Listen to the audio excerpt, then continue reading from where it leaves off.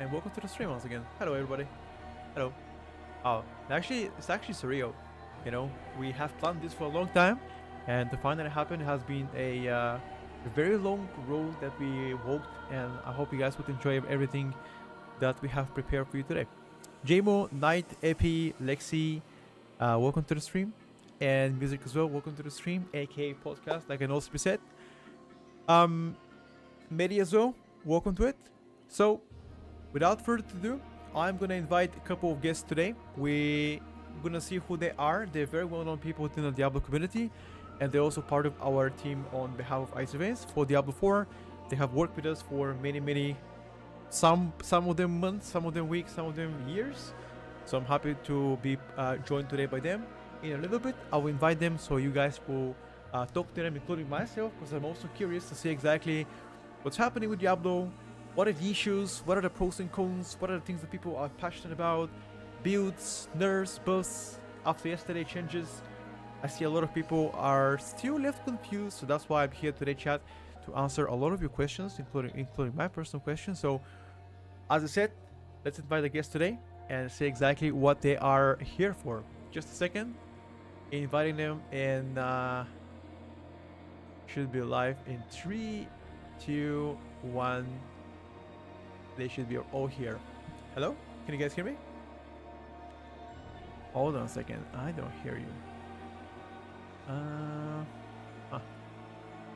Hold on a second.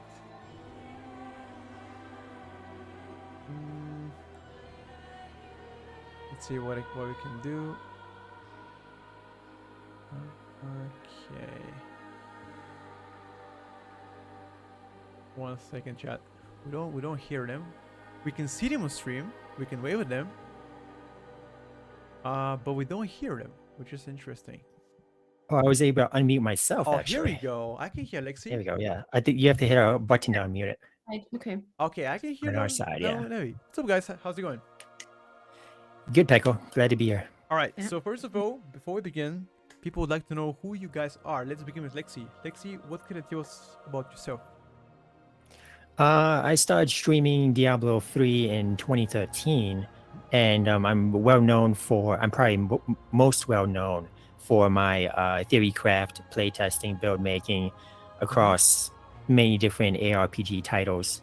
I am recognized by Blizzard as an official Diablo partner. Okay. And then I joined Icy Veins, and now I'm the biggest build guide writer for Icy Veins for the D4 site. Perfect. What about you, Nevi? Well, I started streaming in 2018, and since then I've been creating content on Twitch and YouTube. Not only Diablo focused, but I started with Diablo 3, then World of Warcraft, mainly Blizzard. And then since last year, I've also joined the Icy Veins team for Diablo 4. Yeah, as a general guide writer. Perfect. Well, right, first question from the start. What is your first impression of Diablo 4?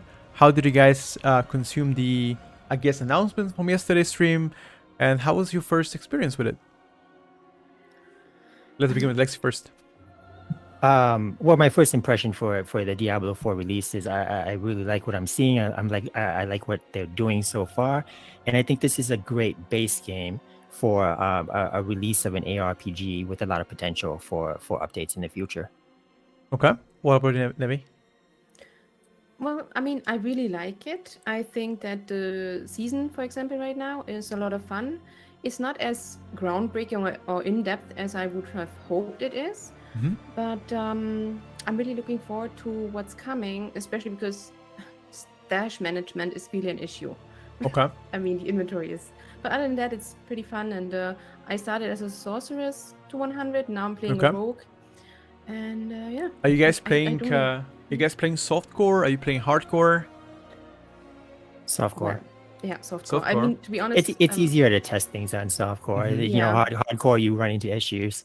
Correct. Yeah, and it's not as frustrating, let's say. Okay.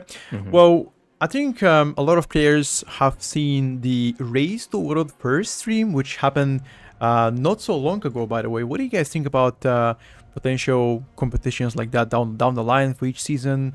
Who can, for example, reach level 100 first on hardcore? Who can clear the highest I guess difficulty first in a way. What is your opinion on behalf of like those kind of tournaments organized by the community? I think they're great. Even though I don't really compete in those because I tend to not be able to stay up all night. I'm just too old for that now. But I think the competition is a lot of fun. It's very entertaining, and I think it brings a lot of attention to the game. Okay. Yeah, same. I don't think I would ever, even if I was younger, I don't think I would do it because it is extreme, but it is also extremely fun to watch as a consumer. And depending on what the season themes are and all in the future, I think it could get even more interesting for the world races to first. Okay. Well, I'm gonna tell you something. We had something similar when it comes down to World of Warcraft. If maybe Chad is familiar, we have something called Race to World First in World of Warcraft that happens every single season. Usually it lasts between 7 to 10 days, and it's like by far the most entertaining thing when it comes down to competition in WoW. And I think the community grew to love it, including myself. I think it's a very, very entertaining. And seeing that branch towards other games of Blizzard, like for example Diablo 4, it definitely made me happy because obviously the more involvement there is within a community, the better it is for the overall health of the game. So I'm happy to see that, and I hope down the line in the future we're gonna see a lot more opportunities, not just for the players themselves, but also for the casual players that play on their own terms. Whether it's gonna be hardcore or softcore, it don't really matter, right? As long as people are having fun and they compete within a common goal together. In World of Warcraft, isn't it the Race to World First? Is that with the raids? Like Yes. it's per guild. Yes. So it's kind of interesting, right, to see, because there it's more like a group effort, where in Diablo Right. it's pretty much who is the first as an individual. Yeah. So I think, but as you're saying, it could be, it's kind of similar and yet so different. I'm curious to see how it evolves. I think generally when it comes down to group efforts, you have to. Well, there's a rule that I follow. You're only as strong as your weakest member of your team, right? So even if you're like the best player in the world, it don't matter. If the rest of your teammates can hold you down, then you're pretty much, down the drain. While I like something that I have a complete power on, so when it comes down to competing, I would like to rely on myself. And if I have to rely on other people, it might not work out. So I can see both worlds, but obviously I prefer the group play because it's just more enjoyable. But I can also see the solo play opportunities. And by the way, for the chat, if because I can see many questions right now, this podcast is also going to be uploaded on our YouTube channel. So if you guys are missing a few bits here and there, the full highlighted podcast will be available later today or tomorrow at latest on behalf of our YouTube. So if you're missing something, worry not. There's going to be also history, which you can go back and see the VOD, or you can check out our YouTube where you can see the highlights or the actual full podcast. But for the sake of it, I'm going to take notes for everybody so I can, write something down so you guys are aware of what's happening within a stream. So you're not completely confused for the new people that are coming here today. So the first question that you guys already answered, how was the season so far? Thank you for the answers. Now, the second question that I have prepared for you guys is, what is the best thing so far within a season? What is something that impressed you the most right from the get-go? Rogue.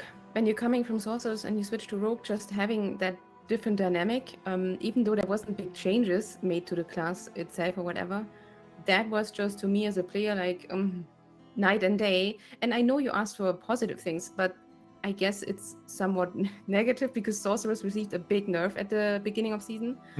So yeah, but for me that was positive because I got to enjoy a different class, and that was a lot of fun. It still is. Okay. Have you practiced anything? Sorry, Lexi, to interrupt you. Have you practiced anything on behalf of beta when it comes down to like preparation for your builds, or you just went with completely blind? Like, did you say beta? Like before the game came out, you mean? Yes. Yeah, no, I did play beta, and I did also play Sorcerers in beta, and I did definitely prepare because at the beginning, me and Lexi, we went with the leveling builds for Diablo and Arclash and Lightning, and during beta I did test Arclash quite a lot, so I only ever played Sorcerers until Season 1, basically. Okay. Lexi? Yeah, it's good to try other classes. I mean, it was a bit of unfortunate reasoning for switching for a lot of sorts switching to Rogue, but I think Rogue has been a lot of fun for me as well. I'm not as like critical about the nerfs as much. I do think that maybe Stork was targeted a little more than other classes, but I think in general, like making the game harder or slowing down progression or nerfing overall damage for everyone isn't inherently always a bad thing. Okay. So would you say in that case that there's a pretty good balance between classes so far, or would you say that there's a massive gap between each class? No, the balance is definitely off. I think this is to be expected. I think when a ARPG, I think whenever any ARPG releases, there's going to be a lot of things that just aren't balanced really well. There's going to be, and it's always going to be an effort. It's always going to be a constant updating in order to try to get the balance there. Okay. Yeah, and there is classes that are weaker right now, as Lexi said, but it's good to know and good to hear that the developers they know that and they're always constantly working on it, as they talked about just also recently yesterday. So I'm not too worried about the balance in the long run. Okay. So you would be confident that down the line in the future, the devs will work on the flows of the Oh, yeah. games currently, and they will potentially. Well, look at Diablo 3. I mean, they have like a really well balanced game, and it took them a while to get to that point. Somebody just asked, have they buffed the experience gained from mobs now? They did the Nightmare Dungeon buff on XP, just like globally. And then we're going to be getting more density as well. So leveling is just going to get a bit easier. So I also believe myself that down the line, essentially people will create something called a catch-up. Because if you let people have a catch-up, they will be more prone to make ults. The more ults they do, the more playtime they're going to put, the better for the Blizzard itself. So I would assume, Lord, when they're down the line, people will also improve the overall experience with the Nightmare dungeons, for example, or just dungeons in general, so you can level faster and consume the end game content of Diablo 4. I don't think the main goal for you is to level endlessly for days and days upon reaching like max level. So I do believe down the line, maybe not this week or next week, but let's say within a couple of months from now, they will definitely work on that and make it better for everybody. It's definitely possible, yeah. Yeah, I just think they have to find the line between the like people who don't play a lot every day because they eventually do want to reach endgame as well, and then the people who of course play a lot every day or at least every other day, because I think it's hard to figure out what's the right amount for everyone to reach their goal. But definitely I think catch-up will happen sooner or later. Okay, now my favorite question to ask is, what is the worst thing so far for Diablo 4? Well, right now, sorcerers have there is a unique that teleports you anywhere, including into the ground. So that was not fun. Okay, yeah. So class bugs, you mean? Yeah, that's probably one of the worst things, because other than that, it's more little annoyances. But all the little things that I thought about and that kind of annoyed me, they already addressed it. Actually, most of it yesterday in that developer interview. Because, for example, your mount, you cannot ride across certain barricades, and they're going to fix that. So good. Well, I hope that they fix all the class bugs, because I think, personally speaking, from my point of view as a casual player of Diablo 4, I do believe that is the most annoying thing, just to generally have like class bugs, especially class bugs that sometimes could either disconnect you, prevent you from moving, be stunned, or etc. Once you play like hardcore, and then I know some people in the chat play hardcore, and imagine dying because of a bug. I would personally feel very, very frustrated. So I do hope down the line they will fix some of the issues that they're having. But at the end of the day, he already said it, it's a new game, so it's technically, there's going to be some room for improvement. Obviously, nothing is perfect, but I'm glad they're working on fixing it. What are you playing, Petko? Like, you're saying you're a casual player for Diablo 4, but like, what's your experience? What class are you playing? And I entered the alpha and beta testing quite early myself, and I tested a lot of stuff.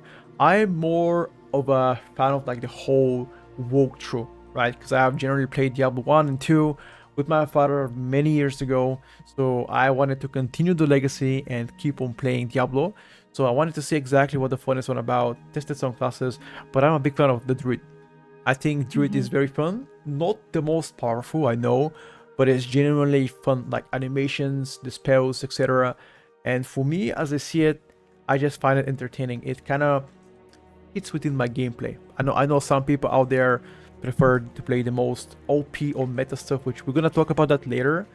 But I myself, as a casual player, I've always valued fun more than just being the strongest out there.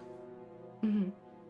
Well, let's Although Druid is just okay for leveling, but it's actually one of the strongest in Endgame in my personal experience. Yeah, it um is. It is strong. yeah, I mean, again, I don't have the end game experience Mm. as much as you guys have it, but You're in for a sweet ride, yeah. yeah. Lexi, what do you They think is probably the just worst thing also so have the far? most flexible builds. Like they have the most amount of builds that are really strong in the end game. Mm-hmm. Okay. I mean, I'm yet to explore, so I don't wanna, get any spoilers out there. I'm gonna try to figure stuff out by myself, and if I ever need help, I can always go to our own page and look up at you guys. Mm-hmm. For sure. Lexi, what do you think is the worst thing so far? Let me pass the torch to you. Yeah, the bugs are a problem for sure, and I'm confident that those will get fixed. But also, I think we're kind of lacking the end game. A lot of things to do in the end game. Right now, like pushing to nightmare tier like 100. There's really no point. They nerf kind of like the XP gains you get for fighting monsters above your level. So right for speed farming, for XP farming up to 100, you don't even need to fight monsters that are above you anymore. It's more efficient just to fight monsters at your own level. And I think the same probably goes for loot and gear drops. You just want to clear dungeons fast. So going up higher is basically just like kind of a fun activity that people do, or that maybe they just want to have that achievement for themselves. So that's about it. And then you have Uber Lilith, but like another pinnacle boss, more harder bosses at the end would be nice as well. But like I said before, like this is a base game, and hopefully Blizzard can continue to update the game and give us more end game content in the future. Okay. Well, I think one thing that I'm pretty certain is that they have talked a lot about endgame. I think they already know that once people are fed up with like leveling, they would enjoy some endgame, progression. Where I believe once a game figures that final step out, they will become successful. And I'll be honest with you, so far I haven't really experienced the true end game of Diablo 4, so I cannot really, go into details exactly what they should be doing or how to improve. But so far, I believe that they're on the right track, and I have a full confidence that they will gather all the feedback they have received so far within the first season, implement it, and make better season 2. Yeah. And the developers already said that season 1 is supposed to be kind of like a lighter season. It's supposed to be more of a test. Yeah. So we can kind of maybe expect more content for season 2. Yeah, definitely. Soulbot guy just said, would have loved if they buffed Sorcerer Barrier to be capped on max life instead of the base life, like they did for the legendary. Any comments on that one? Yeah, I think it definitely should be that. I mean, there are similar issues like Paragon percent life nodes not working off of like flat value added values and only working on base. So yeah, I think stuff like that should be fixed eventually. I personally believe that I don't know why, but usually when you complain about something a lot, and again, I'm not saying how I know this, but let's just say that I've heard about it. When you complain about something a lot on Twitter, specifically tagging the developers of a game that you like or you're passionate about, things really gets fixed faster. Put it this way, right? So I feel like this is the way. yeah, it might be the only way, but I believe that any form of like feedback on behalf of any bugs would be greatly appreciated. I believe that developers would like to listen to our feedback. I hope so, at least. So They do. Yeah, well, so far they have done, right? We cannot predict the future, but so far they've done, and I'm happy about it. So I would love down the line that they will fix all the stuff that has been going and potentially prevent from like OP build to OP classes and have sort of like a balance, built for like almost everything, so to be viable. But again, it's sort of like just like any game, there's always going to be meta and there's always going to be things that are underperforming, but it's up to the devs to find a solution and make sure anything and everything's playable. All right. True, although sometimes OP builds are fun, even if they're OP. It should at least every class should at least have an OP build, so we're all happy. Although then your point is true, there's not enough diversity or not enough different builds. But being OP can be fun, I have to say. Sure. I mean, I don't disagree with you. Definitely think there's room to improve, but so far I'm happy with the way that they have approached stuff. Hmm. All right. So the third question from me is gonna be, how is the class balance looking like, and what they would like to do? What changes would you like to see down the line to balance things out? Like, what do you guys think is like the most underperforming class slash build so far, and what do you think that they should be doing to make that class better? And on the contrary, what is the strongest class slash build so far, or rather like the most popular ones out there? This goes first to Lexi, and then goes to Nelly. Uh, the weakest classes are definitely sorcerer and barbarian, and they're getting more attention for the next patch because they are weaker. But and we'll probably get to the patch later. But I think even after the patch, they're still a little bit behind. So they might need a little more attention. For example, like Sork, I would have liked to see maybe us getting that third enchantment slot to open up more flexibility, because right now, if you want to do like a burning, like we're kind of pigeonholed into like burning build, so you have to have firebolt in the first enchantment slot, and then if you want to do like a speed build, you have to have like you're gonna want enchanted teleport to Right. move faster. So having more access to slots there would just open it up for more like of the specific enchantment buffs to skills like that are more build defining. And then also, I think Paragon for Sork is probably the worst off of all classes. They have Right. like the least amount of benefits in Paragon. Most of their legendary boards, no one ever uses the legendary nodes because they're just bad. So I would have liked to see more rework on the Paragon for that. Okay. Well, that's a very good answer. Thank you, Lexi. Maybe Yeah, what is your output? on the contrary, since Lexi just told us about what is not doing so well right now, I think that Druid, for example, and Necromancer are insanely strong, and Druid has so many different builds, which is basically what I would like to see for every other class as well. Like different builds, varieties, also not just one and then a different variant, but actual different builds that are just as good. And I think if more classes would be in the same level or like balance range, that would be great. Okay. So you're saying that you love to see variety when it comes down to class and builds, right? Yeah, similar to Druid. Well, genuinely that is true, and I think people will love that. I have a different point of view actually, because Oh. historically, based on my gameplay, not just Diablo, but in general, other RPGs or ARPGs or MMORPGs, don't matter. Having a lot of builds often leaves people confused, right? Because the more you complicate a class, the less people would enjoy it because it's gonna become very hard for them to understand. The barrier of entry of each class will become very high. So my solution here is to limit the amount of builds you can have, but make them all fun and entertaining and sort of like often different like viewpoint from each build, right? So I'll give an example here with my main game, World of Warcraft. Like the Druid, for example, has different specializations. One is a Pharaoh, which is a cat, physical abilities, bleed effects, etc. Second one is restoration, so it heals a bit. The third one is the tank, and the fourth one is a balance druid, which is a spell magic, etc. So I would love to see something similar to Diablo, like having the ability to like offer 3 to 4 builds that are all different in their own way, but they also share something common together, right? I think 3 or 4 maybe. I agree with you to a certain extent, but I think you can go maybe like 5 or 6 there. Sure.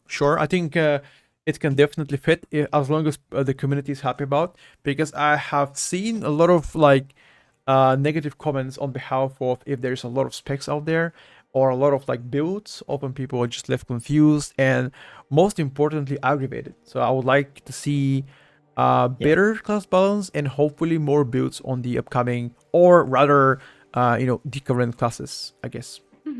It's That the makes choice. sense. It's called choice paralysis. Yeah, it's like they just have people don't like to have to choose from so many choices, and they might get stuck if they Okay. can't figure it out.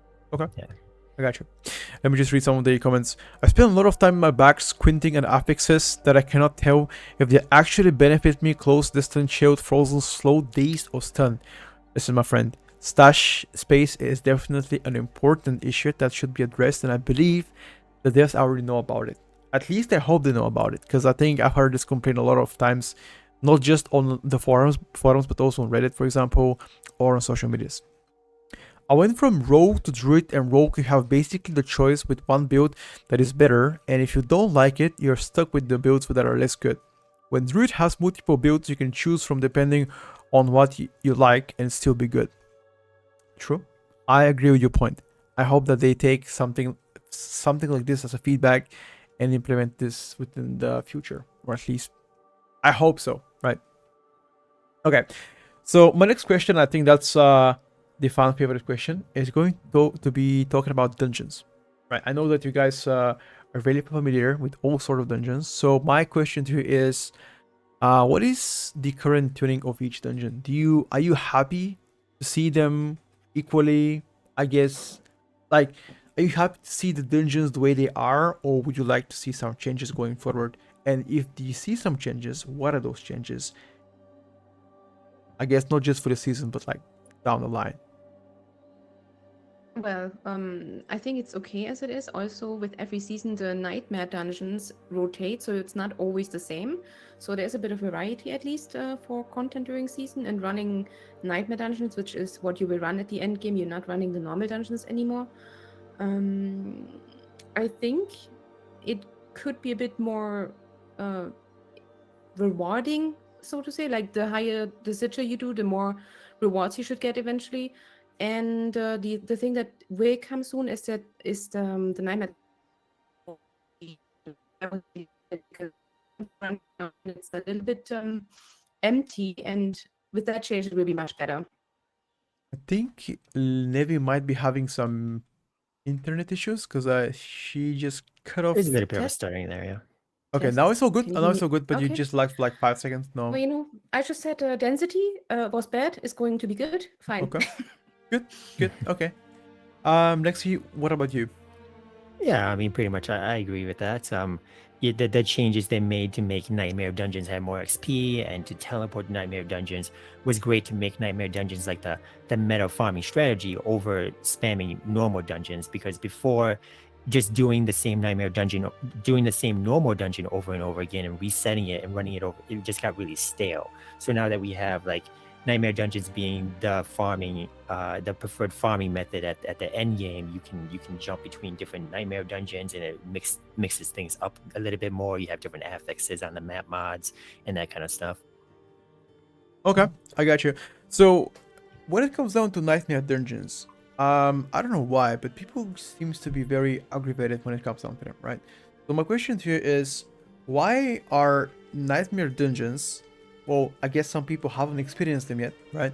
But how are they different from the normal dungeons that you level with? Do you guys hear me? Go ahead now. Yeah. Okay. Yes, no. Well, they're different in a way where you can adjust the difficulty yourself by choosing the tier you go into for the Nightmare Dungeon. So they're not different in terms of suddenly there will be different end bosses or whatnot. The dungeon is still the dungeon, and the boss will still be the same, but you can essentially choose how rewarding it will be, how much experience you get, how difficult it is, and all that kind of shenanigans. Okay, I see.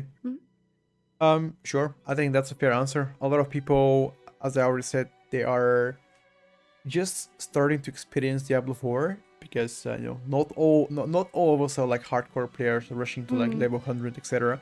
People are taking their time to experience stuff, and quite frankly, I'll be honest with you, I enjoy doing like the side quests, and I enjoy like going on a side, explore stuff, visit every map. This is something that I have done since like Diablo 2 Lord of Destruction patch, I believe, 1.1.1, I think, something like that. I don't exactly remember, but I enjoyed exploring different stuff and seeing all the dungeons from inside out, just to make sort of like my own judgment on whether I like them or not. But again, if you, just to clarify, if you would like to run the end content, that is it. It's the Nightmare dungeons that you should be focusing on, and that is your like primary source of like entertainment when it comes down to like Yeah, I mean, it's like in content. Diablo 3, you had the Greater Rifts, and essentially you also were just running Greater Rifts, and that's kind of the equivalent right now. You run Nightmare Dungeons.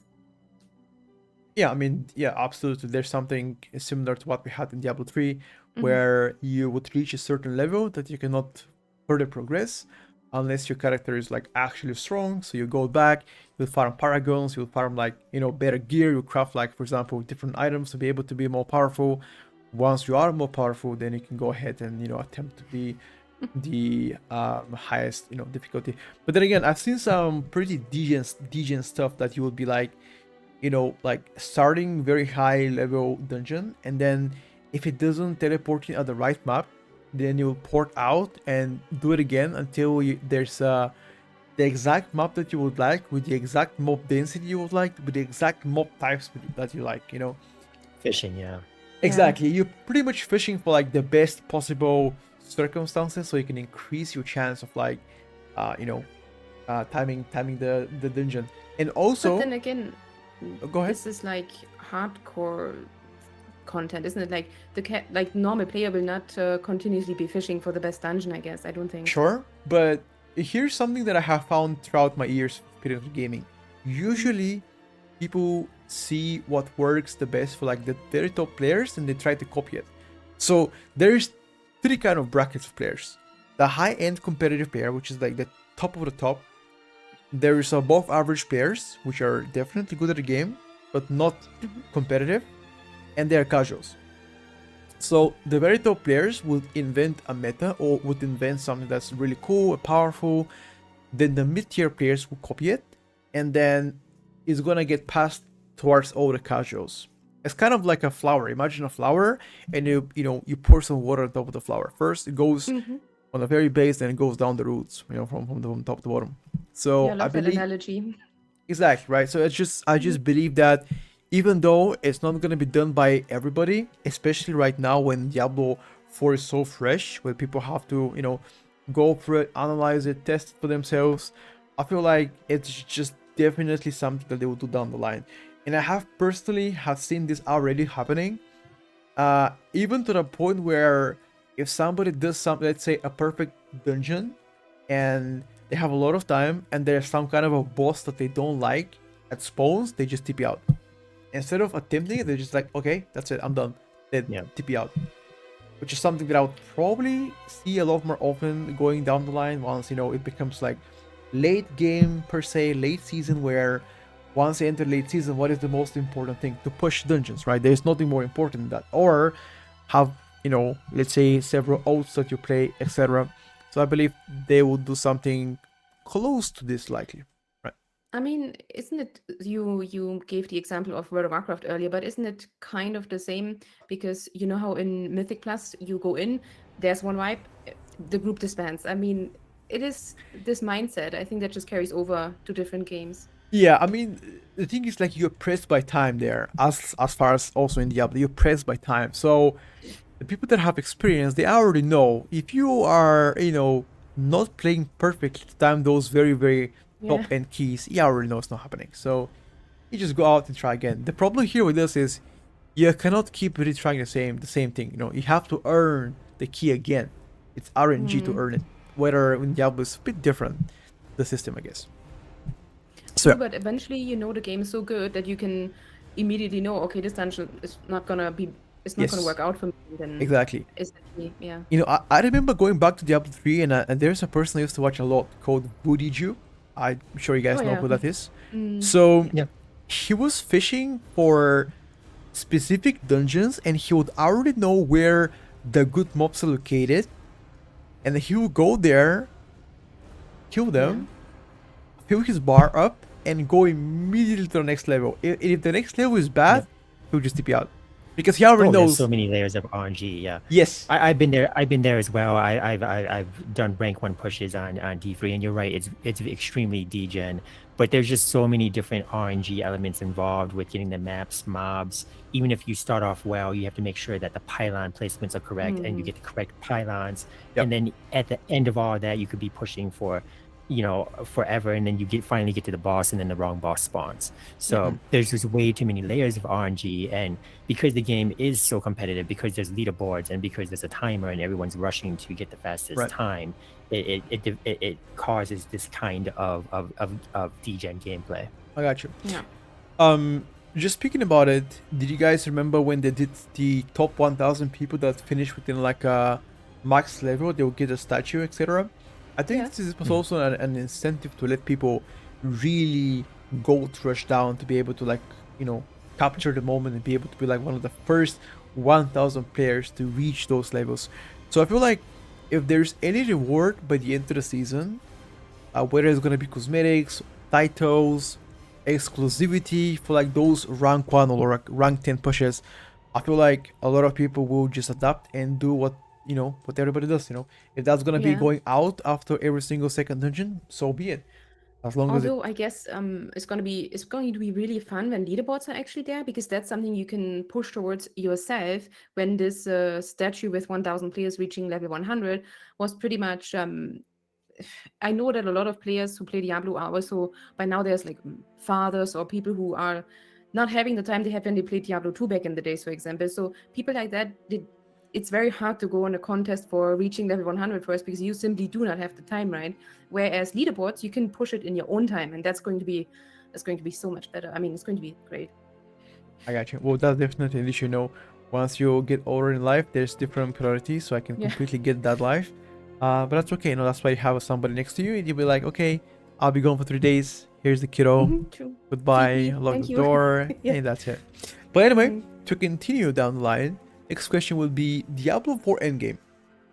Now, we have already briefly touched on it, but I would like to circle back and just talk further down the line. What is the thing that you think excites people the most? I know some of the people, I'm not saying all of them, some of them are not really interested pursuing nightmare dungeons levels, etc. What is the alternative for them to do on a high end, you know, I guess content or end game content? Like, what is the alternative? The other alternative of reaching the highest nightmare dungeon would be killing the Echo of Lilith, which is basically a very hard boss in the game right now. It's the hardest you can kill at the moment, I think. Unless Varshan, did you already kill Varshan in highest difficulty, Lexi? The new one? My character is actually bricked, and I cannot fight Okay. the new boss. Yeah. Well, both of them are basically what you can do if you want to clear some high content and you want that feeling of excitement and you don't really want to just farm nightmare dungeons. Then you can go for those hard uber bosses, or echoes as they are called. But indeed, these are the two options for now if it's about hard content. Okay. Yeah, we're kind of limited. We do also have PvP, but that's kind of like, you know, some people, a small number of people might be interested in PvP. I'm usually an avid PvPer myself, but because D4 doesn't have like an organized PvP, and it's just like usually just random people running around the PvP zones, and they're not really serious about PvP, or you run into like a group of 4 or something that just stomps you and you have no chance, or you know, it's Yeah. just it's not really fun PvP. It's not really well balanced either. So I would, you know, if the Blizzard does decide to do more endgame PvP, like organized PvP, like arena or battlegrounds or something like that, I would be more interested. I understand, definitely. Well, there's something that I've actually now that is just said that 4 people stomping you. I remember something back in the days. I don't know if you guys have played Diablo 2. But back in the days, PvP in Diablo 2 was massive. A lot of players would like roll over, grind, for example, the highest possible RNG items that you can get. They would craft rune items, specific combination, etc. And then what they would do is they would go on a PvP server, or I guess tournament. But back in the days, there were like a few tournaments like that. They would try to 1v1 somebody, but if they were losing, they would call their teammates over, whether it's Xfire or TeamSpeak, it don't matter.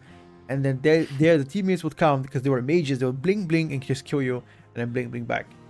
Which is, you know, I think it's has seen in every game, right? It's just a bunch of kids trying to have fun, but that's fine though. I mean, at the end of the day, I can definitely understand the lack of interest in PvP. I think when I think about Diablo 4, I think about the content, the walkthrough single player. I think about like wanting to experience different things, dungeons, you know. It's more of like a player versus environment rather than PvP, right? I think that's, at least from my point of view, it's more fun, more engaging, and to be quite frankly, I can do this on my own, whenever I want, however I want, with whatever builds I want on my whatever characters I want to make, right? I'm not forced to be like, hey, if I want to be PvPing, I want to be, let's say, a barber. I want to be like a sorcerer, right? So whether that's gonna be the case in the future, we don't know that. Maybe they will try to implement more PvP, maybe. But I think generally speaking, it's hard to balance between PvP and PvE, right? Because let's just say that you would make again, giving example, you make a druid, right? Like myself. And if druid is really strong in PvE, but it's really bad in PvP, then I'm forced to make a second character that is strong exclusively for PvP, right? So they have to find a balance between, hey, my guy is very strong in dungeons, but is very weak in in PvP. So they gotta find a balance between it if they want to push PvP forward. Because I believe like a majority, as you guys have already mentioned yourself, people are interested into seeing PvE succeed in a contrast of like PvP itself. Yeah, for sure. And even within the same class, like respecking is so difficult and so expensive that you really can't just like go from PvE spec to PvP spec very easily. And I think that might be quite a bit of a deterrent there as well. But you're right, the PvE is the focus and should be the focus of D4. Yeah, I mean, it's fun to collect ears, but that's about the extent of my experience in PvP there so far. I got you, definitely. I mean, one thing to keep in mind is whether there's interest, there's always going to be an improvement. And I believe that if there's a lot of interest on behalf of like seeing the game succeed in on that specific niche environment that PvP is, then I would believe devs would commit more time, more resources to make it bigger and better, and potentially maybe just opening a exclusive PvP server. Maybe they will be able to like make a transfer. I don't know. True. And it would also be good if at some point, and I'm pretty sure at some point that will come, do you remember in Diablo 3 we had like a loadout, an armory? So that would also help switching between different builds if you actually want to switch between PvP and PvE, and then having that will definitely come a long way. That would be really good. Yeah. I have actually one question. Go on, Lexi. Go on. The problem is like the philosophy from what Blizzard has said about respecking is they don't want it to be immediate. They don't want it to be accessible, just quick swapping back and forth. And they wanted there to be a cost and a decision associated with respecking. And this was kind of a design philosophy to have your character have a little more identity to them, a build identity to them, right? So what you're suggesting that it would be a great idea for people that want to swap between PvE and PvP. I just don't know if Blizzard really wants to go that route. But didn't they say that they are going to reduce at least the cost of respecking? Yeah, it went down by that 40%. Yeah, it made it a little easier. Yeah. I mean, I hope that they will eventually work on it, and maybe who knows, if there's a lot of interest, they will be able to like work on it and fix it and make it accessible to more people, as long as there's interest, which I think, as I already said, is the most important thing to go forward with. I actually I had a very good question, and it just slipped off my mind. Just as I got interrupted. So I'm gonna begin with the next question, and if I remember it, I'll go back into. Oh, you know what they say. I remember it now. Oh, no, I remember it. I wanted to ask a question. So, what do you guys think about potentially transmogs to like Diablo 4 or per se cosmetics, right? For example, being able to like offer you, hey, if you complete X amount of dungeons, you would be eligible to like let's just say get some kind of a unique wings, for example, or anything that will be able to make your character look different, unique, right? So what you're saying is, because right now, for example, there is a lot of achievements in the game, and you can get cool titles from it, for example. Right. So what you're saying is, what if there would be such challenges and achievements, but instead of just titles, you could get like actual transmogs, looks, and other cosmetics? Sure, yeah. Whether it's gonna be mounts, transmogs, something that will distinguish you from like the rest, right? Let's say something shiny, something exclusive. People love that though. They love to collect it. I would love that. So I think so we do get cosmetic rewards from the season journey, but that's pretty easy for everyone to do. But that kind of concept is there. It's also there with PvP. If you PvP enough and you farm up enough of the shards for PvP, you can spend them on PvP specific horse stuff. But I was like more so referring to let's just say if you get X amount of ranks on the leaderboards, or you complete X amount of dungeons, you would be getting this transmog, exclusively available for, let's just say, like 5,000 players, or like the first 10k players, or something like that. So I think limited stuff. I think title is cool. Don't get me wrong, but like giving Mm. people incentives to like push towards gathering those unique stuff, whether it's gonna be achievements, whether it's gonna be transmogs or visuals or like different mounts, etc. I Yeah, think that's people something. love that. Exactly. They love to Mhm. collect stuff. I mean, I love to collect stuff myself, right? Right. Yeah, like we love to show off, don't we? Like we're Yeah. I gamers, mean, so yeah. exactly. I mean, Yeah. why Mhm. not? And I want people to see that I have the best weapon.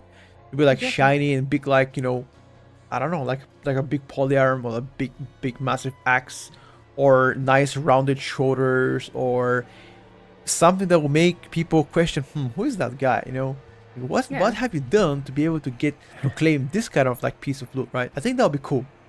You know? I've been there Yeah, in I World of agree. Warcraft. I've been whispering people, "Hey, where's that mount from?" Like, yeah, Yeah, been there. Mm. I So think. I think leaderboards was stated to come in season 3. I think that was like Mm. the initial plan right now is to add leaderboards for season 3. So maybe something we'll see something like that then. That would be cool. I think that's a very good feature that I would like them to add in the future. But also another thing that I'm going to discuss later on with you once the question pops up, because there's a question that talks about the future. So I'm going to circle back on what I was just going to say, and I'm going to begin Mhm. with the next topic. Yesterday news, right? I know you guys have seen or heard most of the news, or if not everything. What do you guys think was the best piece of information from yesterday? What was something that you were like, okay, that actually made my day? That was very good thing. I'm gonna begin Um, with Nevi first. mm, I'm sorry if I'm stealing it from you, Lexi, but treasure goblins dropping actual legendaries? Yeah, sign me up. That was the best news, to be honest. I mean, from the immediate future, and that's not too far off. Okay, so is Mm. that the only thing that you're happy about? No, probably not. But there's a lot of notes that are from yesterday, so I would have to think about it a little bit, I Okay, guess. sure. Mm. And I'm gonna, in that case, redirect my question to Lexi. So, what is the one thing that you're still disappointed that it didn't came out yesterday? That you wish I was like, damn, out yesterday. Yeah, I think the Sork buffs are a good start, but I touched on it before. Like there is still a lot of Sork buffs that could have happened, like the Paragon rework or extra enchantment slot. Um, I don't think anything really stands out to me as like being really amazing. I think that this is kind of like just kind of like a gradual process to get the game into a better state. Okay, I Yeah, see. I mean, as we said at the beginning, there will be the changes to mounts, being able to charge through barricades, which is going to be good, just the quality of life, and the respec cost will be reduced, which we just also mentioned. So it's mainly just buffs that should have been there in the first place for like sorcerers, as Lexi said, and then some quality of life changes that are also coming, which yeah, best news.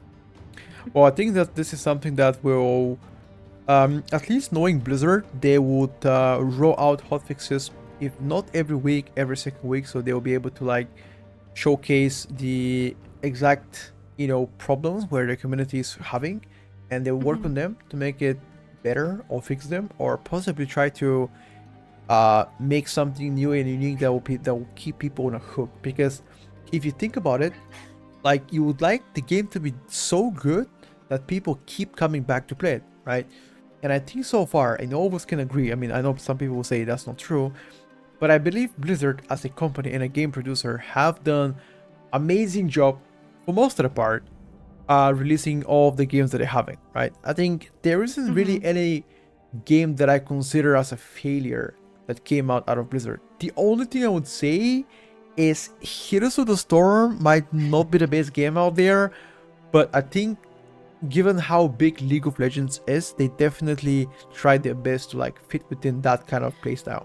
I mean, to be honest, Heroes of the Storm was amazing for, I want to say, casuals or people who are not into that whole itemization system that League of Legends and most of those games have, because it was very simplified in a way. And in that case, I think it pretty. I'm actually sad it's not a thing anymore, so to say. I mean, yeah, it hasn't been a thing for quite a long time now, but I Yeah. hope that maybe down the line they will try to revamp and bring some light into the game. Because right now, it's just not going there. Yeah. Hmm. Yeah, exactly. All right, so I think we have already covered a lot of stuff for this season, and I know a lot of people probably have heard everything when it comes down here. But I would like to channel our focus towards the next season. Now, my first question here would be, um, what are the general concerns going forward to season two? What is something that you're still not really sure whether or not it's gonna get fixed or whether or not it's gonna be implemented? Because I'm gonna give you my example first, and I will pass the word to you about season two Hmm. and what I believe that I would not see that.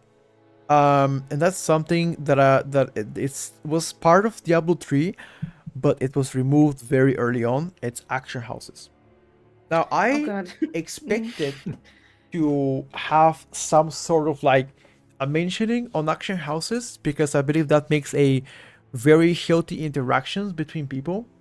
So for example, let's say if you loot a piece of item and you don't need it, you can put it on the action house, and instead of like asking for gold, you can ask for like resources, anything that can help you to craft your items, or you can try to exchange. Let's say you give them that item on X realm, for example, while they give you this Mhm. item back, right? So hardcore goes with hardcore always. You can never cross realm trade. You cannot do hardcore to softcore and vice versa, right? So this is something that I wanted to see happening in season one. I have already asked myself, the devs. There was a Q&A. They didn't answer my question though. And I don't think that's gonna come back to season two. So what do you Yeah. guys think about my idea? Uh, Nevis breaking up again. That's okay. Let's go with you, Lexi. I think it's a great idea. I just don't really see it happening. I don't think I really doubt that Blizzard would add in some kind of like in-game trading system auction house there. It would be way better than like having to go to other sites and work on other sites to do it. But you do have it as an option. You do have other sites as an option. Icy Veins is working on something right now for that. But yeah, I think trading is good to focus on there. I would even go and say here trading is good if it doesn't enforces like real live currency in it, like if you're able to trade X amount of items for like even gold tokens or etc. I feel like that's something that is not really, it creates pay to win environment, and that's something that I would really like not to happen with Diablo 4. I don't want that to turn into some kind of a pay to win, meme. I really don't like that. So I hope that they find a solution to only include in-game currencies, like for example gold, or you know, um, Like what about? I think Navy's still breaking. She might have some connection issues right now, but that's okay. We can go. Me and Lexi, we can cover the rest. Um, but I think when it comes down to like overall view, I hope that they don't really include that and allow us to enjoy the game the way it is. No, they're not going to do. I mean, they tried Real Money Auction House in D3, and it didn't go over well. Right. I don't think Blizzard's ever going to go that route again there. Mm. Yeah, I mean, I remember how like enraged the community was when they heard about like this kind of thing. And I remember specifically reading Reddit, and people were going like bonanza on everybody doing so, and specifically the developers that allowed that. And correct me if I'm wrong, I believe after first season they disabled it. I think so. Yeah. I mean, it was removed pretty fast there. I enjoyed it. I made like thousands of dollars on the Real Money Auction House playing the game and selling stuff. Sure. But yeah, there was a big community backlash against it, and I think there was also some like legal financial problems associated with it that Blizzard didn't want to deal with, and then uh, but at the same time, like there's a really big backlash. There was a really big backlash against it because it was really front Right. and center and implemented in the game. But Right. real money trade is something that exists regardless. Like Mhm. people do it regardless. It's just, I guess, when it's like in the background and people don't see it up front, it's a little like like people aren't Yeah. as worried about it, I guess. Yeah. Definitely. I mean, I think if you exclude my idea of the auction house, what is another feature that you're disappointed that's not currently present in season 1? What is something that you would like to see in season 2? Well, in general, like the class balance has always been number one for me, but number two is always going to be more content, like whether it be Okay. activities to do or extra character progression systems. Now, for season one, they kind of touched this on a little bit. We have the new boss, we have the new like side the season quest. Those are new activities, and then we have the malignant hearts, and that's a new character progression system to farm for and benefit from a new power creep there. The one criticism I have is Blizzard did this with D3, where they spent a lot of development time building these things for seasons, and then they never went core. They never went into the main game. So after a season is done, that just gets scrapped, and it's basically was just wasted development time after that.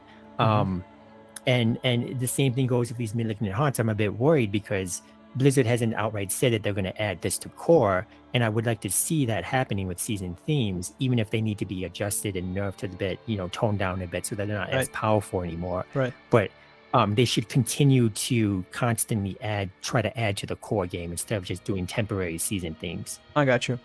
I'm gonna pass the word to Nevi. I'm just gonna check if the connection is okay. Thumbs up. Everything okay? Can you hear me? I'm testing. Yes, everything is okay. Perfect. Okay. So let me include in the conversation.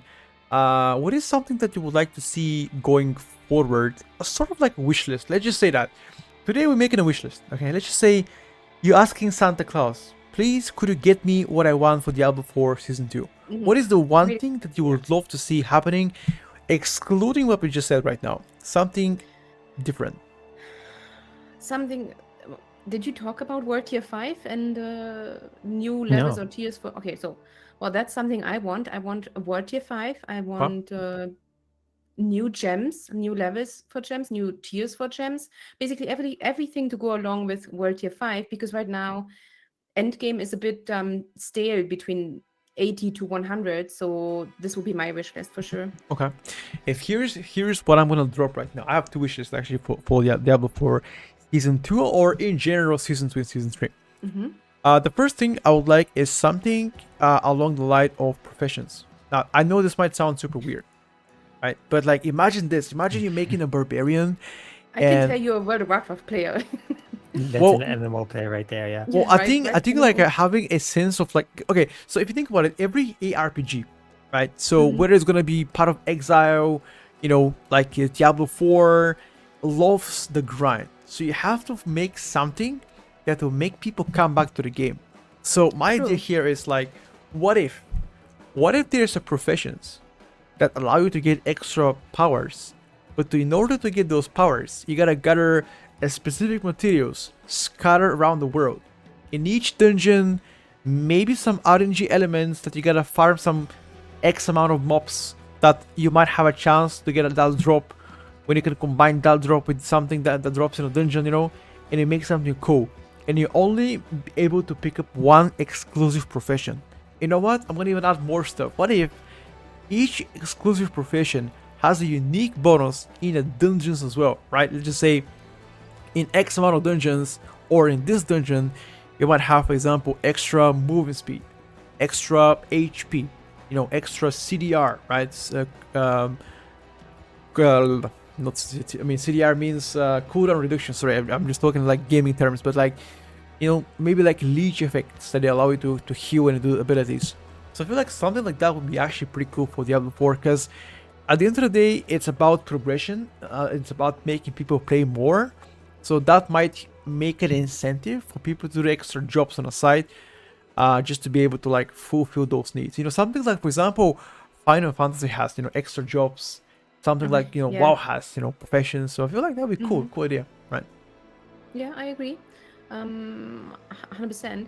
And one of the other things I think would also be cool to see more in the future is right now, I don't know if you guys finished the season story. I mean, it's supposed to be a story, but it's rather short. Mm-hmm. And I think a lot of players played Diablo 4 because of the story as well. I mean, there's a lot of fans who like the lore Mm-hmm. of Diablo, and I would love if they iterate on it maybe a bit more than just on big expansions. You know, like the seasons, if the lore or like the campaign of the season would be a bit longer than what we had this time, I think that would also help. Okay, I mean, I Yeah, think that's a good that's one. sure. I think that's definitely something that we might see, happening. Um, my second wish list here is kind of a very very wild shot, but like, what if in season 2 or maybe season 3, they include a new class, right? Would you guys be surprised if you see a new class happening in Diablo 3, Diablo 4? Okay. Y- I mean, I think that's probably going to be reserved for expansions, right? Or Yeah, I they're was not gonna going to say. drop new classes for seasons. Okay.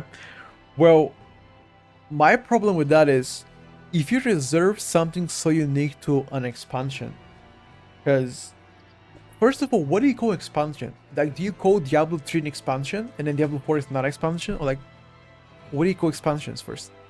You know, Well, D3 had Reaper of Souls. That was the Oh, expansion yeah. for D3. okay, I got you. I Yeah. got you. hmm So I mean, seasons. Yeah, it's kind of like seasons in Diablo are not really like seasons in World of Warcraft, but it's more comparable to in between stuff. And Mhm. then we have expansions in Diablo, same as World of Warcraft, like the big things. Right, I got That's you. what I'm thinking. Yeah. Sure.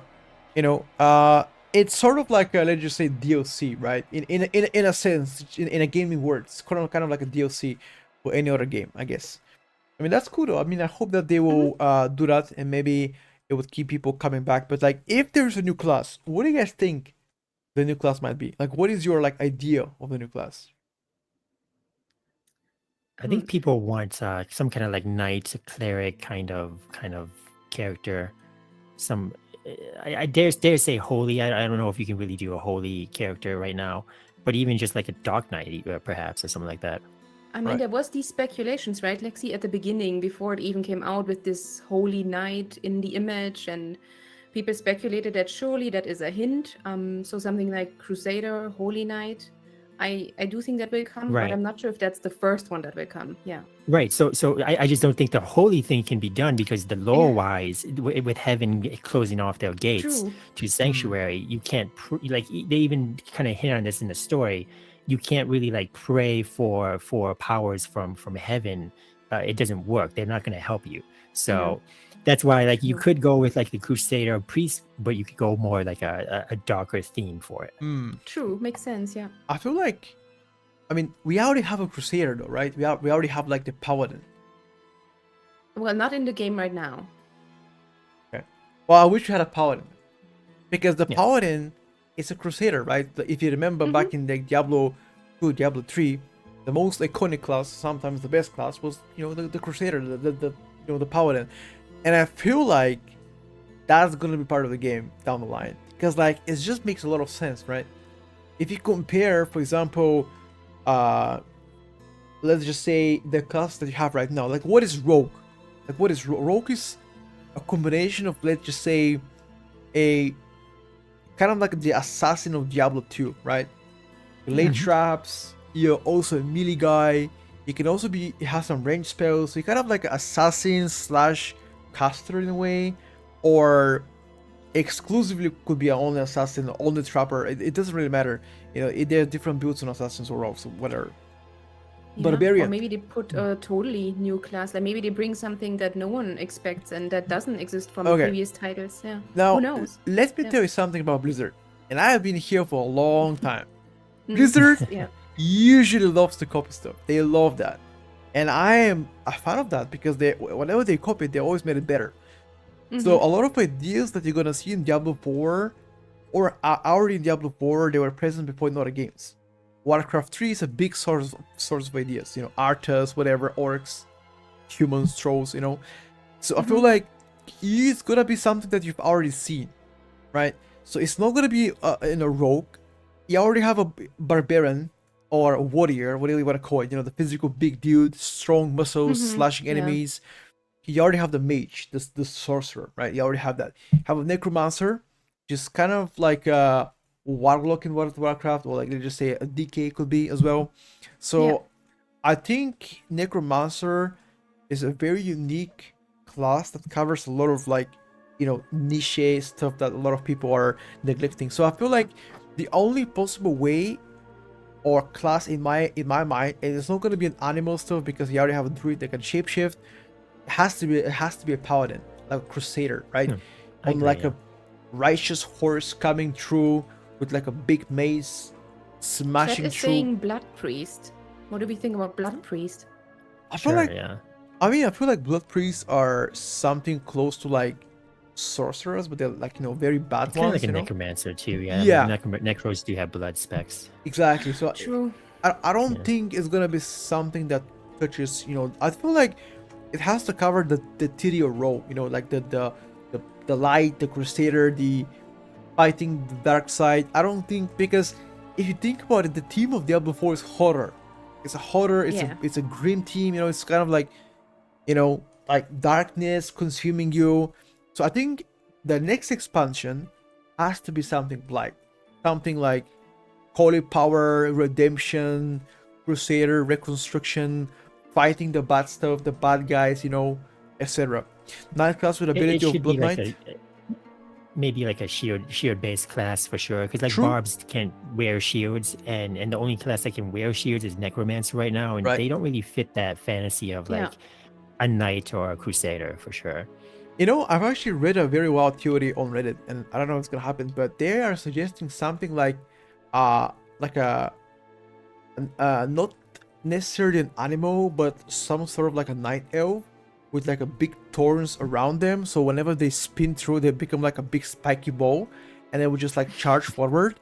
And that spiky bolt is gonna be some sort of like a support class for like Diablo 4 that we're able to like gather mobs around easier and gives buffs to other classes. For example, let's just say I give an example earlier, but let's just say that class might give you extra, let's just say, ability power, extra attack speed, extra leech, absorb shields, CDR, maybe a cheat dead, like imagine how big that'll be in like hardcore. You have a cheat dead. Before you die, Yeah. boom, you're back to full health.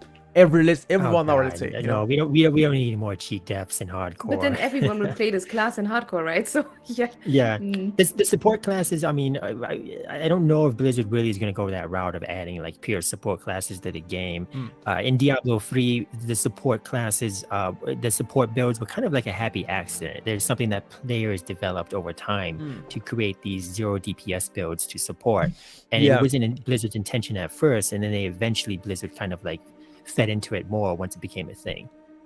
I mean, I remember specifically when there was like a ladder. There was like soul ladder 2v2, or like 2's ladder, and a lot of players, when they played like 4-man, they would have one support demon hunter, right? So that person would go and pull extra mobs, stack them for you, traps, etc. Give them debuffs to take extra damage. I feel like So D3 has a lot of buffs like that in the game to utilize for 0 DPS or support characters, but D4 doesn't really have that. Like you can apply vulnerable to all your enemies for someone, but like everyone has pretty much a lot of access to vulnerable. There's no reason to make like a pure support build right now in Diablo 4, in my opinion. Yeah, agreed. But don't you think that will push the game towards more like a group play? Because if you're a support player, you can't really play solo. Like imagine you're like playing. I mean, I guess you could do it, but like leveling in World of Warcraft as a healer solo, it'd be kind of cruel, right? I mean, you can do it, but it's gonna be painful. So I feel True, like but I think people are not actually that big of a fan of group play in games like Diablo. I feel maybe because of sometimes if you check Reddit as you do, like you said, there's a lot of people who even ask for it to have offline mode, which is not going to happen because now it's kind of an MMO in a way. But a lot of people want to play on them like themselves and not be forced to play in a group. And if meta becomes having support classes, then you really feel like, okay, it's truly a group game. Yeah. And Blizzard has already kind of like moved away from having group play be as beneficial. They made it so like it was before it was 85% more HP per extra player in your party. The mobs get 85% more HP. Right. And then they made it in season 1, they made it 100% more. So you have to like every player that you add to your party has to basically carry themselves in there and be another full-fledged player in order Gotcha. to contribute to that 100% scaling. I mean, don't you think it's fair if you have a tank specs, let's say in Diablo 4, if there's something that you consider tank, like, don't you think it's fair to have also a healer and support? Like having, for example, when I was actively playing myself, again, that was Diablo 3, there was always like, so first of all, before people saying, you know, meta is bad, tier lists are bad,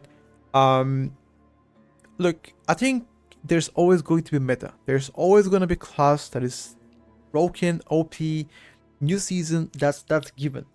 But the problem here comes is when you have a tank spec, a heal spec, and a DPS spec, one called hyper carry that does the most damage out of your group. And I feel like if they enforce something similar to Diablo 4, it will include a lot more group play, which, as already Lex said, it might not be that good because single player is something, or solo play is something that people love to play, you know, for Diablo 4. Yeah, I think people would much rather have like a solo self-found mode than more like group stuff for sure. Yeah, agreed. Okay, fair. Okay, so I think we have discussed a lot of stuff on behalf of season 2, whether it's going to be classes and new stuff that's coming out. I guess one of the most asked questions, and everybody's trying to guess this, when do you guys think, historically, given from Diablo 3, when do you guys think season 2 will drop? Like, a wild guess. If you have to shoot in the dark and somebody tells you, okay, you know what, if you guess it, you get 5 chocolate bars. Like, what? Yeah, because I need them. And I think end of October, realistically, because end of October, beginning of November, because in the game right now we can already see when season 1 ends, and I'm guessing there will not be a lot of time between, maybe like 2 weeks in between. So my guess is beginning of November latest. How long were usually, sorry, Lex, to interrupt, how long were usually the off seasons in Diablo 3? Do you guys remember? They stated to be, they attempted to do 3 months for every season, but sometimes it went longer, like 4 months or even longer sometimes. But yeah, 3 to 4 is typical for D3. And how many weeks of off season did they have in between each season? 2 weeks or a month? 2 to 4 weeks, yeah. Yeah. So it has always been 2 to 4 weeks, never more, never less. Yeah, give or take. Yeah, depending on it just really depends on development, right? That's the major bottleneck here is how they can develop things. So I think, given what I just said, I think the fair answer here, I'm gonna also bet in October. I'll tell you why. Now, my data is not just like educational assumption, or rather point, but it's because Blizzard always tailors stuff every single month. So, for example, Hearthstone is scheduled to have something big in September. In August, we already have 2 tournaments of, like, you know, WoW, right? So that's already happening. The next patch of WoW is gonna happen in end of next month, August, likely. So if September is for Hearthstone, in August is for WoW, in July was for Diablo 4, and May was for WoW, right? You see the data? So it's natural to assume whether it's gonna be October or November. We don't know for now, but I believe that the next season of WoW is gonna come in November.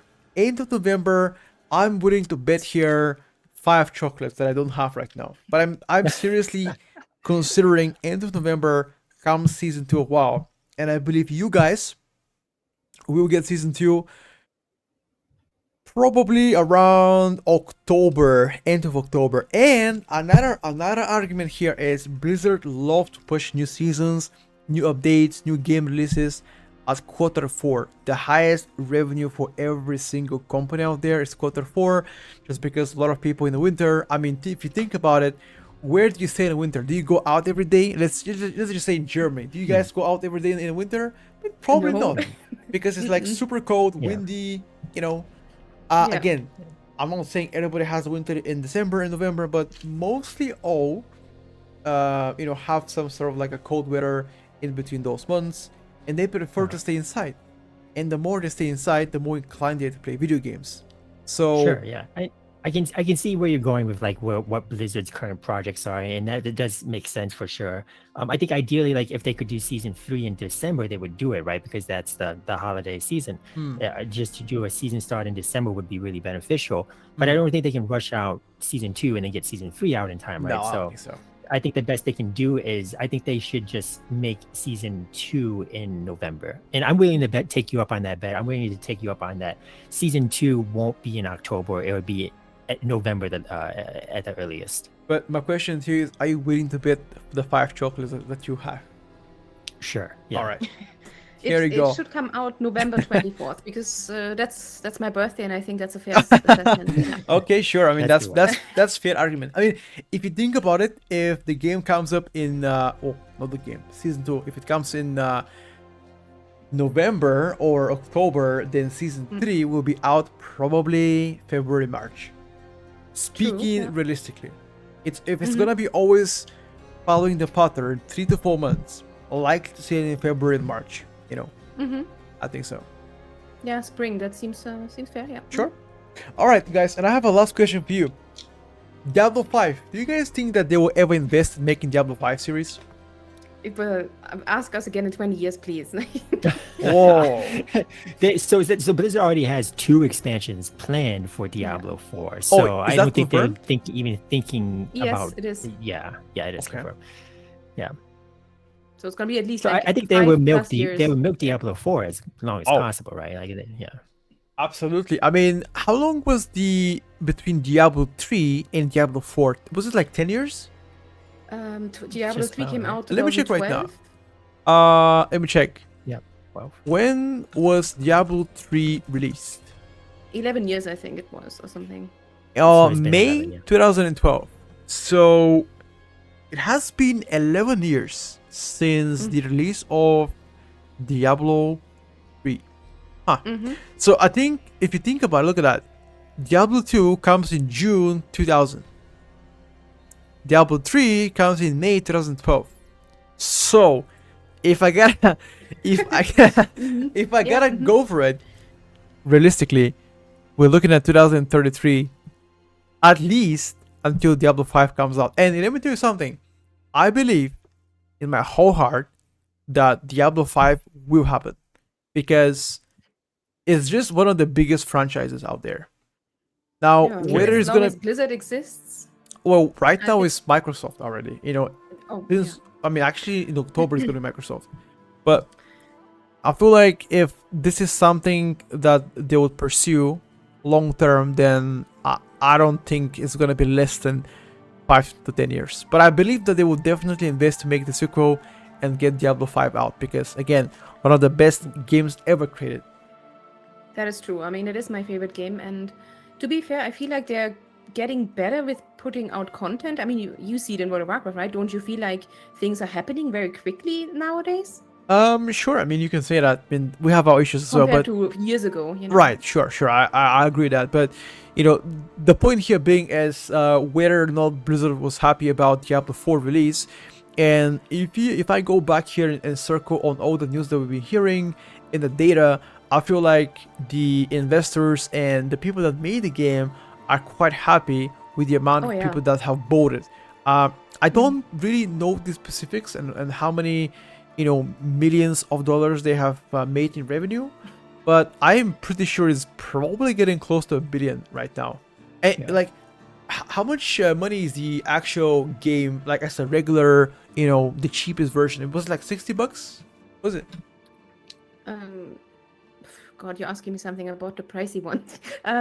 Yeah, I mean 60 or 70, but not Yeah, for sure. something Yeah. like that. right, but there was like 3 versions, right? There was like a Yeah. heroic, epic, and Mhm. just like basic edition, right? Yeah, And normal, deluxe, and ultimate, I think. Yeah. sure, I mean, you call it whatever you like, fine. Deluxe, ultimate, it don't matter. But like the most expensive one was like $100. Yes. And there's like a millions of players out there, and not only that, but they have added also stuff like lidded statue and chairs and whatnot. So I think we're closing on like probably a billion out there. And just given that number, I think people would definitely pursue in making. Oh, Yes, you cut out let's. there.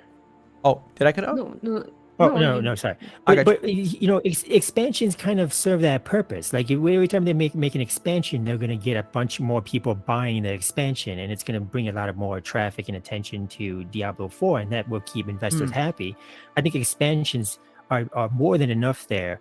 I don't think that something like D5 doesn't need to happen until the system in D4 becomes too outdated to continue.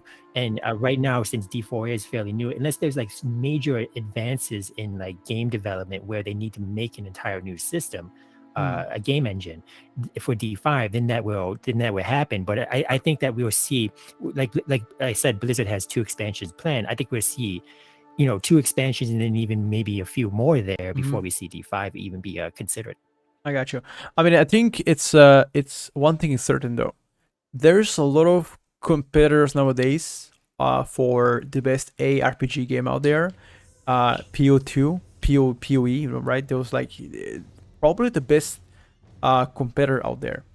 And I feel like because there's such a good competitor, and again, I'm not trying to praise PoE, but PoE and PoE2 are bound to be very good games, and PoE is already a good game, but PoE2 could be even more amazing. So I feel like, given the fact that Diablo 4 was a success, I think they want to keep on the momentum and make sure they show up every single expansion or new game to be as good, even better. So they have the incentive to do so, because if you think about it, if they don't produce or match the expectations or match what PO2 is coming to be, I feel like they will lose a lot of players towards the other game, and I don't think people would like that, or at least the people that made the game would like that. So there's a good incentive there.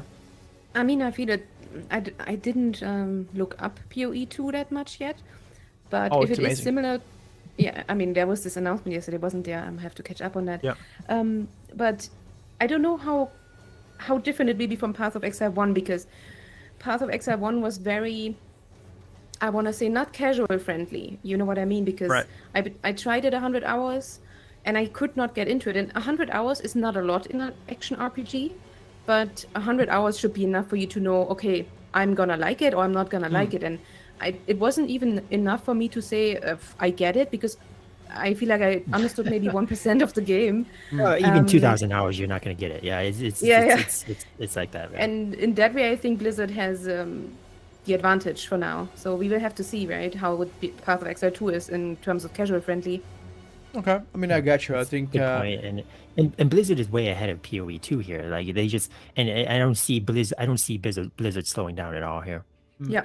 I mean, I think they definitely have more resources than PoE2, but that's for sure. Because even if Microsoft finalizes their acquisition, which will happen in October, they were looking at potentially Steam, battle passes, more people playing the game. So it's all around good news for everybody, right? So Yeah. and by the way, I just went to check.